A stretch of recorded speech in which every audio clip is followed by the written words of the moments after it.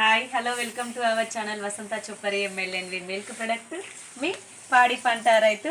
ఈరోజు వచ్చేసి వీడియో ఏంటి అని అంటే, చాలామంది మేము ఎక్కువ శాతం కిలో రైస్ తోటైతే బర్లకి దాణా పెట్టడం అయితే మేమైతే చేస్తూ ఉంటాము. ఆవిదైతే వీడియో చేయడం అయితే జరిగింది. చాలా కమెంట్స్లలో ఏం అడిగిరనంటే, అక్క ఆ కిలో రైస్ని మనం ఎన్ని పూటలు వాడాలి, అది వాడితే వాతం అంట, అది వాడొద్దంట అతిగా, అంటే మనం ఎట్లాంటి టైంలో తీసుకోవాలి, ఎట్లాంటి టైంకి మనం ఒక్క కిలో బియ్యంతో అన్నం వండితే ఎన్ని పూటలు మనం వాటికి పెట్టాలి అనేది అయితే క్లారిటీగా ఎక్స్ప్లెయిన్ చేయడానికి అయితే నేనైతే మీ ముందుకు వస్తున్నా. ఆ కామెంట్స్ చదివిన తర్వాత నాకైతే వీడియోని అయితే చేయాలనిపించింది. కాబట్టి తప్పకుండా ఫస్ట్ చూసేవాళ్ళు ఛానల్ అయితే సబ్స్క్రైబ్ చేసుకోండి, లైక్ చేయండి, షేర్ చేయండి. ఓకేనా? మీరు ఇలాగే సపోర్ట్ చేస్తూ ఆదరిస్తూ ఉంటే ఇంకా ముందుకైతే వెళ్ళగలుగుతాం. మీకు ఇంకా కొత్త విషయాలని కొత్త మోటివేషన్స్ ఏవైనా సరే మీకైతే పరిచయం చేయడానికైతే సిద్ధంగా ఉన్నా. ఓకేనా ఫ్రెండ్స్? మనమైతే వీడియోలోకి వెళ్తే, ఫస్ట్ ఆఫ్ ఆల్ మేము రైసు ఏ రైస్ వాడతారు ఎట్లా అని అంటే, దొడ్డు రైస్ మనం పంట పండించే ఆల్రెడీ మేమైతే వ్యవసాయం చేస్తూ ఉంటాం కదా. ఎవరి విషయం వద్దు, మన విషయాన్ని చెప్పుకుందాం. ఎందుకనంటే ఒకరిది కాపీ కొట్టడం, ఒకరిది చెప్పడం అంటే మనకైతే మనం ప్రయోగం చేసుకొని మనం చేసిన తర్వాతనే, మనం ఉపయోగించిన తర్వాతనే చెప్తే అదైతే రిజల్ట్ అయితే చాలా బాగా కనిపిస్తుంది. కాబట్టి ఫస్ట్ మేమైతే కిలో రైస్ అయితే వండినామంటే బావి దగ్గరనే పెట్టేస్తాం. పొయ్యి అయితే ఉంటుంది కూడా ఇక్కడనే మేమైతే వంట చేసేసి అయితే ఓన్లీ డైరెక్ట్ రైస్ వేసి వాటర్ అయితే ఎక్కువ తక్కువ పోసేస్తాం. అది ఎట్లా ఉడికిందో మెత్తగా అయితే చాలు, అంతే. దానికైతే ఏమైతే చూడము, వాటర్ అయితే ఎక్కువ వేసేస్తాం. మన ఎన్నప్పుడు 4 బర్రెలు ఇచ్చినప్పుడైతే మేము 4 కిలోలు ఎన్ని పూటలు పెట్టేటోళ్ళం అని అంటే, పొద్దున సాయంత్రం 4 పూటలు, 1 కిలో రైస్ 4 పూటలు చేసేవాళ్ళం. ఏంది ఒక్క బర్రెకి అంటే, అది అంబలి టైప్ గూజులాగా అంబలిలాగా మెత్తగా ఉండాలి. మెత్తగా లేకపోతే ఒక రోజు నీళ్లు పోసి నానబెట్టి పెట్టినాం అనుకోని మొత్తం పులుస్తుంది. ఆటోమేటిక్గా అదే పులిసినట్టు అవుతుంది. అప్పుడు మనమైతే ఎదిగొస్తుంది, కొంచెం పోసినా సరే ఎదిగొస్తుంది. మన పత్తి చెక్కలు కదా, పత్తి చెక్కలు 2 చెక్కలు నానేస్తే 4 చెక్కలు అంతా ఉబ్బి అయినట్టు ఎదిగైతే వస్తుంది. క్వాంటిటీలో వాడుకోవాలి. క్వాంటిటీ ఏదైనా సరే లిమిట్గా మనం ఎంత వాడాలి, ఎంత. మేమైతే అన్నం కొంచెం ఆ కిలో రైస్లో ఒకదానికి వచ్చేసి అయితే 4 పూటలు అంటే పూటకి పావు కిలో రైస్ అయితే వస్తుంది మోతాదులో.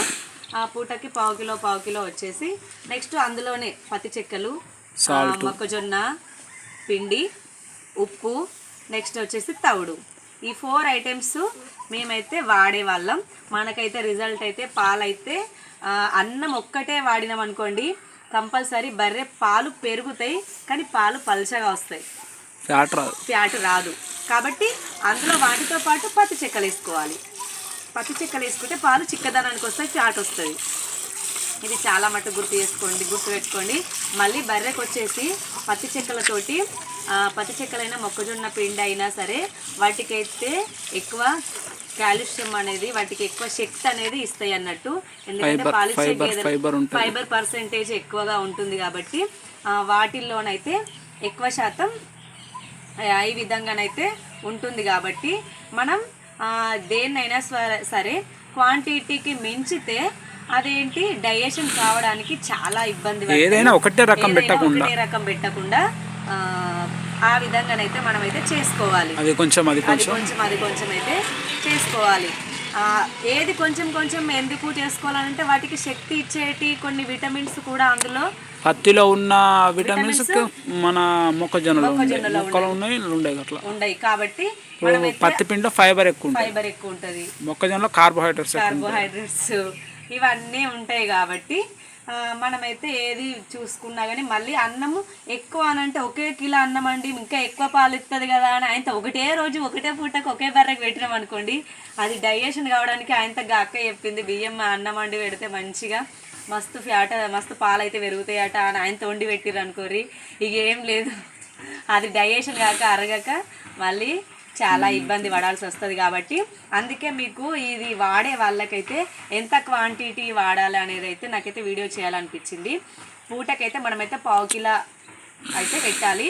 ఇక మేమైతే పండించిన దాదాపు చాలామంది పాడి గేదెలు ఉన్న వాళ్ళకైతే పంట వ్యవసాయం చేయడం అయితే ఉంటుంది కాబట్టి మొక్క వేసుకుంటారు. మొక్కజొన్న చాలామంది పునాస పంటలు కూడా వేస్తూ ఉంటారు కదా, పల్లి వేస్తారు, మొక్కజొన్న వేస్తారు, వరి వేస్తారు.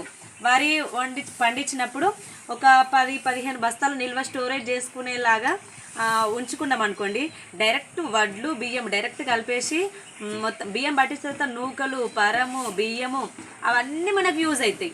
అవన్నీ ఎంత మెత్తగా వండేసి పెట్టినా కానీ మనకి పాలు అవి అమ్ముకుంటేనేమో ధర ఉండదు, మనం కొనుకొచ్చుకుంటేనేమో ఫుల్ ధరలు ఉంటాయి. కాబట్టి మొక్కజొన్న బయట అమ్ముకుంటే రేట్ అయితే తక్కువ ఉంటుంది. అదే మొక్కలు మనమే ఉంచుకొని మనమే స్టోరేజ్ చేసుకొని అదే ఇట్లా బర్రెలకు తీసుకున్నాం అనుకోండి, వాటిలో కార్బోహైడ్రేట్స్ ఎక్కువగా ఉంటాయి కాబట్టి వాటికి చాలా శక్తి కూడా వస్తుంది.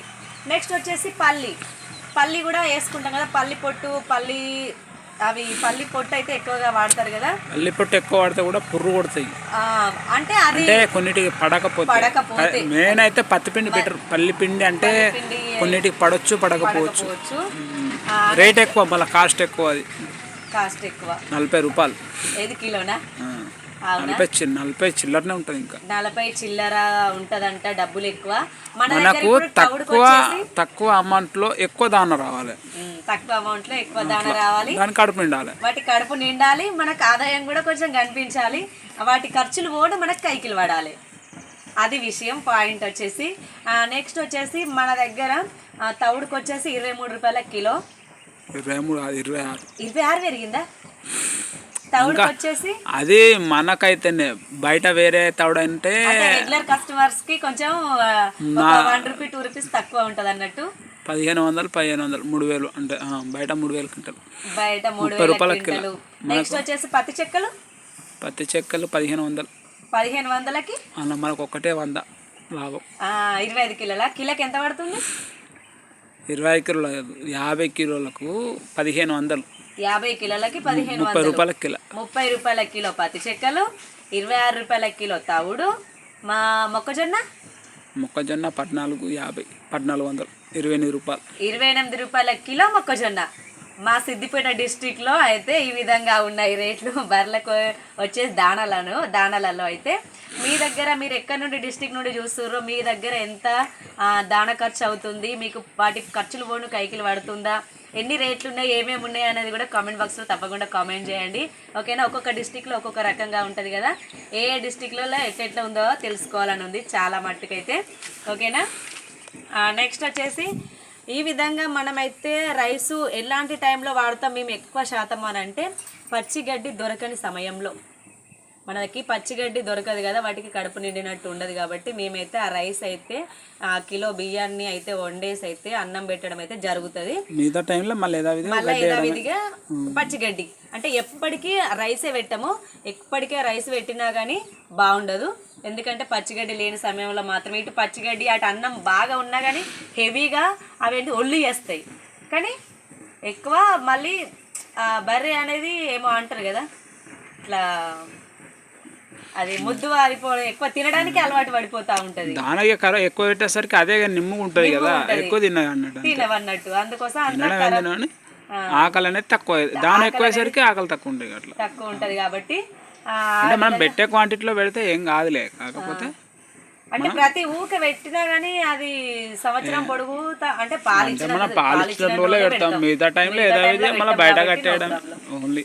అంటే రెగ్యులర్ వాడుకోవచ్చు ఏదైనా కూడా. బ్రదర్ కామెంట్ చేశాడు, ఏంటి అక్క అన్నం ఎక్కువగా వాడినా వాతం వస్తుంది కదా అంటే, వాతం అంటే వెనకట మొక్కజొన్న కూడా వాతమే అంటారు.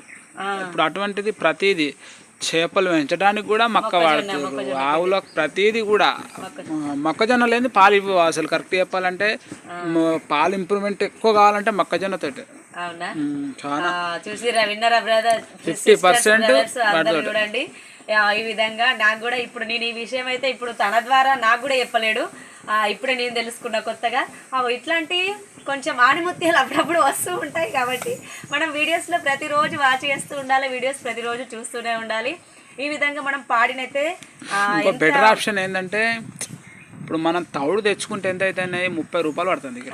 30 అదే మన వడ్లు అమ్ముకుంటే వడ్లు అమ్ముకుంటే ఎంత 2300 ఇంకా 2300 అలా అమలు ఖర్చు ఇవన్నీ తీసేస్తే ట్యాక్సీలు గీక్సీలు మన్ను మశానం చెత్త చెదారం అంతా తీసేస్తే మనమే ఉంచుకొని 2200 పడుతుంది. అదే సపరేట్ పోయి పట్టించుకుంటే తవుడు మనకే, బియ్యం మనకే, నూకలు మనకే, డైరెక్ట్ వడ్లనే పట్టియాలి. అట్లయితే పొట్టు పొట్టు ఉంటాయి కదా. పొట్టు ఏముండే మంచి మనకు మంచి ఎండినాయి అనుకో సేమ్ తవుడు లెక్కనే వస్తుంది అది కూడా. అంతేనా? అది ఇంకా వీలైతే మక్కలు వడ్లు రెండు మిక్స్ చేసి పట్టుకోవాలి. మనకు ఏం లేకున్నా కూడా ఒక క్వింటాల్ మీద 500-600 మిగులుతాయి. ఒక క్వింటాల్ మీద 500-600 మిగులుతాయి అంట.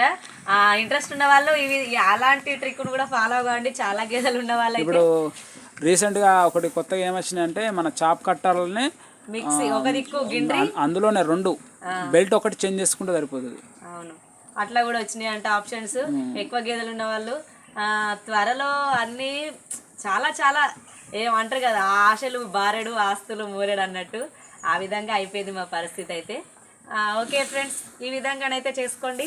ఈ విధంగానైతే చేసి బర్రెలకైతే పాలు ఎక్కువ ఇచ్చేవి ఉంటాయి కదా, వాళ్ళైతే ఈ విధంగా పూటకైతే ఒక 1/4 కిలో పెట్టేసుకొని అయితే మంచిగా పాలు ఇంప్రూవ్ చేసుకోండి. పత్తి చెక్కలు అయితే ఫ్యాట్ వస్తుంది, పాలు ఇంప్రూవ్ ఫ్యాటు ఇవన్నీ కవర్ అయిపోతే మీకు రోజైతే కైకిలు పడుతుంది. ఎందుకంటే మనం చేసేదే పుట్టగుట్టి కోసం, అది కైకిలు పడింది ఉండి మనిషి ఉండి వేస్ట్ అవుతుంది. అందుకోసం అన్ని పనులు ఈక్వల్గా చేసుకుంటూ ఉండాలి. కాబట్టి ఇటు ఫ్యామిలీని పోషించుకోవాలంటే కంపల్సరీ ఏదో ఒకటి చేస్తూనే ఉండాలి. ఓకేనా ఫ్రెండ్స్? నచ్చితే తప్పకుండా షేర్ చేయండి. చివరి వరకు వీడియోస్ వాచ్ చేస్తున్నందుకైతే చాలా హ్యాపీ, థ్యాంక్స్. కామెంట్స్ అయితే చాలా బాగా చేస్తున్నారు. ప్రతి ఒక్కరైతే ఈ విధంగా ఇంకా ఏమన్నా తెలియని విషయాల గురించి అయితే కామెంట్ చేస్తూ ఉండండి. ఆ విషయం మీదనైతే నేనైతే వీడియోస్ చేయడానికైతే సిద్ధంగా ఉన్నా. తెలియకుండా సరే తెలుసుకొని మరి చెప్తా. ఓకేనా? ఇక మన దగ్గరనైతే ఒక 2-3 బర్రెలు అయితే చెకప్ ఉంది.